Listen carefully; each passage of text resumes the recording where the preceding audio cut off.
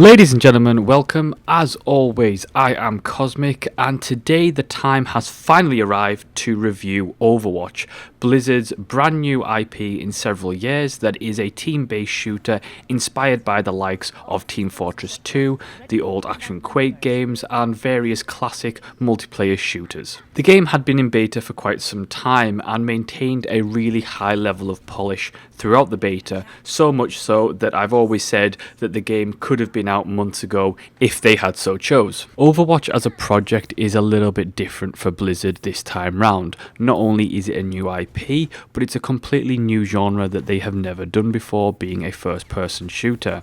Overwatch originated basically from the ashes of the failed and cancelled Project Titan, which Blizzard themselves admitted that the scope was too big on that game, and there was a string of problems in development that led to the cancellation.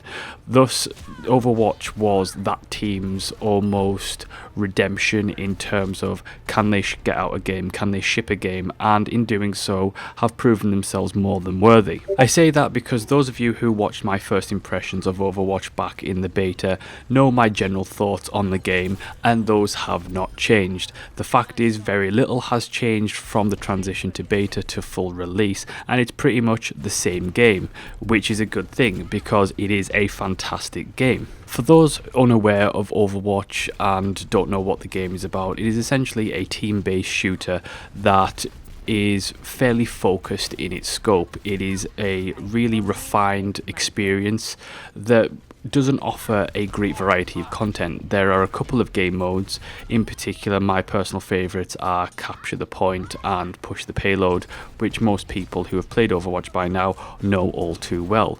There are a couple of little other game modes here and there, but those two are essentially your main juicy bits of meat. Where Overwatch differs is in its hero design. There are a huge roster of characters, all of which are divided into categories such as offense, defense, support, and tank. And even within those characters, each character in those categories plays very, very differently. Two tank characters will not play the same. Two offense characters will not play the same. And there's just such great variety in the character design itself that it keeps the game fresh and replayable. Overwatch's standout mechanic is in the fact that you can completely change your hero at any time during the battle to basically respond to what is going on in the battle, respond to the situation, change up your team tactics, and it's all about working as a team. You're not going to get very far if you don't work as a team. All the objectives are team based, and each character has strengths and weaknesses that rely on other characters to support them too. So you're not going to get a Reinhardt tank character going it solo and destroying the enemy team and basically pulling the match himself. It isn't going to happen. You have to rely on your teammates. Communication is essential, and the whole core design of the game really does reinforce that team based idea and reinforces that communication is key if you want to succeed. Each character has essentially a direct counter in the form of another character, which means that if your team is losing quite badly, switch up your team roster, change about the characters, and do so to reflect the situation. So if you're getting bogged down by a turret, switch to Pharah, head up to the sky and blow that turret away. It's that simple.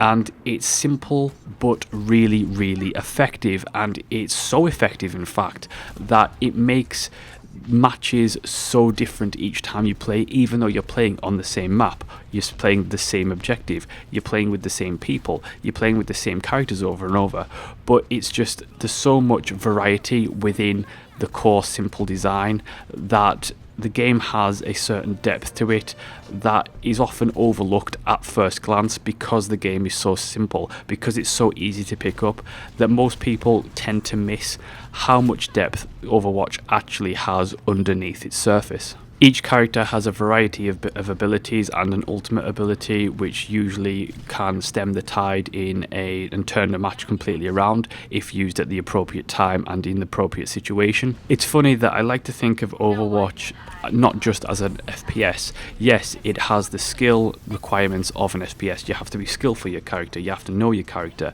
but it also requires teamwork and it also requires tactics in a way, because you have to know when to use your abilities, you have to know the run of the map, you have to know when to do what and what kind of focus and fronts to push on at the right time.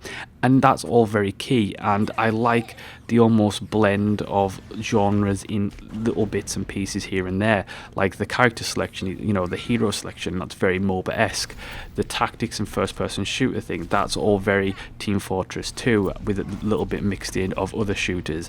And it's just an amalgamation of mechanics that works so well, and Blizzard have executed so fluidly and so clean that it's almost flawless in a way.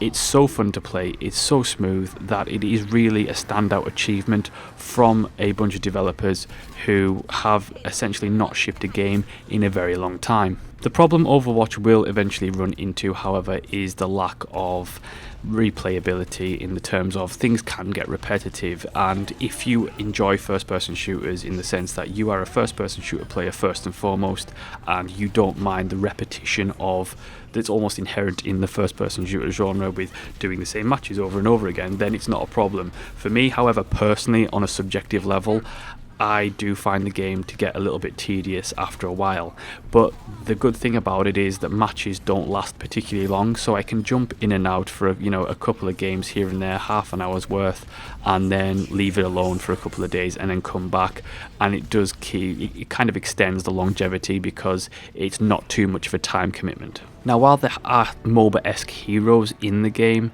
there is no progression in terms of actual statistical progression. There is no items.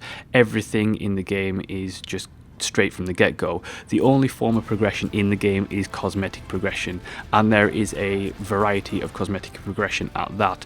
There's skins, there's tags, there's voice lines, there's all kinds of cinematics for when you win a match and get play of the game, all that kind of thing. It adds a little bit of flavour and adds a little bit of fun. It's not too serious, and some of the skins are really fantastic, although I don't like the fact that they locked some of the really good skins behind a paywall in the form of the Origins edition. I thought that was not a particularly nice move by Blizzard, and I think that ultimately you should be able to just get the skins that you want without too much of a hassle and having to buy a premium game, when there's no real need. I don't want to pay an extra $20-$30 just for a couple of skins. Overall, in terms of the combat and in terms of the mechanics, it's so solid, it's so well executed that there's a pretty hard time of actually pulling it apart.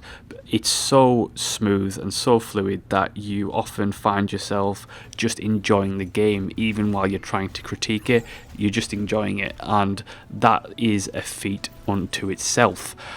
There's a couple of minor complaints here and there, and I think some of the map design I like a lot of the maps, and I think that the actual level design is really well done. However, a couple of the maps do grind my gears a little bit in terms of certain layouts and certain positions where there's choke points, and they can get a little bit frustrating when you are up against a team who's very strong and a very well communicative team, and it doesn't really sometimes give you a fair chance against them in terms of the map design.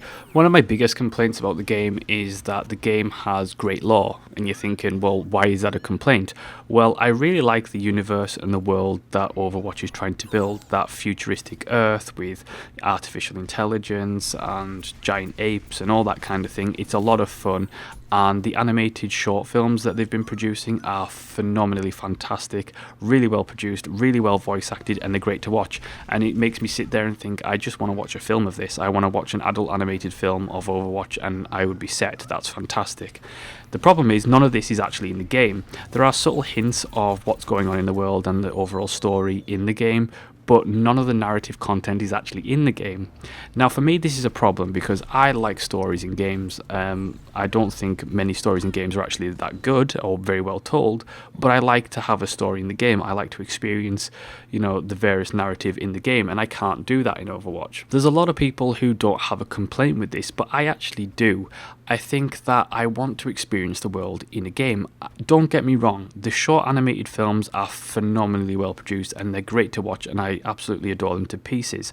However, for my money and when I go to play a game, I actually want something that is going to keep me interested and just to experience the world that they're trying to create. And you can't really do that with Overwatch because it's so refined and they've tried to focus it all into this multiplayer experience, which I understand why they tried to do that. but ultimately I wouldn't have minded some story content in there, and I think it would have been really interesting to add some story content. And ultimately I think it could be a future misstep that they haven't done that, and I think they might look back in a year's time and think, oh, I really wish we'd have put something in there for players to experience on a narrative level. And it makes me laugh because ultimately Overwatch's story and Overwatch's lore interests me that much, to the point of I've waited 7-10 years for a World of Warcraft movie, and that movie is finally coming, and I'm more interested in actually seeing a full-on animated Overwatch movie than I am in the actual World of Warcraft movie that I've waited almost 10 years for.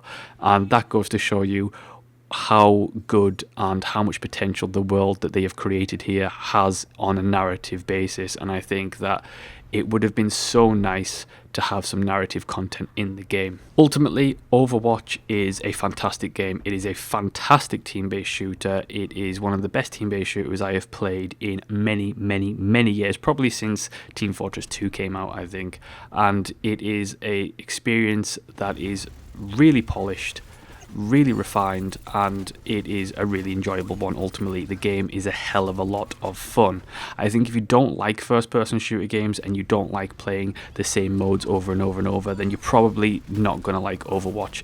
Although I would recommend trying to give it a try, because all the different heroes and the unique playstyles in there is a lot of fun, and it does keep things interesting for a good amount of time, to the point where you're definitely going to get your money's worth either way. It's a game that's ultimately not going anywhere. It's that well executed that it's going to be around for a very long time. A lot of people are pushing it towards the esports scene, which is kind of ironic because Blizzard tried to push Heroes of the Storm to esports and it didn't really take off in the way that they wanted, and they haven't really tried to push Overwatch to esports, yet the entire player base and the entire fan base of Overwatch is pushing towards esports, which is, it's kind of Murphy's Law, I suppose. The one that you don't push towards esports is the one that's naturally going to go. It's also funny because I'm not traditionally a Blizzard fan. I don't like many of Blizzard's games. I don't like StarCraft.